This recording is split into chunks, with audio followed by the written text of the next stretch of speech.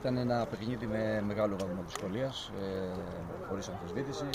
Πάσχει θερών για τρίτη χρονιά να διεκδικεί κάτι με υψηλού στόχους στο πρωτάθλημα.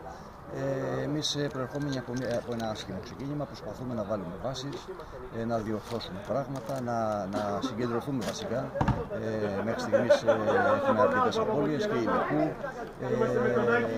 Παρ' όλα αυτά, νομίζω ότι σήμερα τα παιδιά έκαναν κατάθεση ψυχής.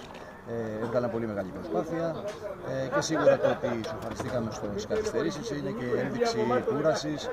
Το θεωρώ φυσιολογικό.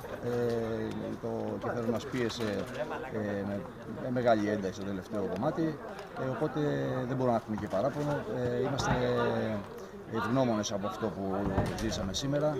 Συγχαίρω τα παιδιά, έκαναν μεγάλη προσπάθεια. Προχωράμε για καλύτερα πράγματα.